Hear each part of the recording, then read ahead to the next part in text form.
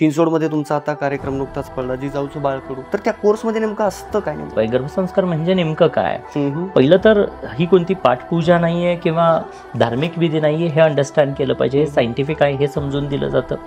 त्यानंतर या प्रोसेससाठीचं नियोजन केलं पाहिजे. आपल्या सबकॉन्शियस माइंडचा वापर सुद्धा आपल्या या प्रोसेसमध्ये त्या आईनं केला पाहिजे. आणि त्यानंतर मग करायचं काय?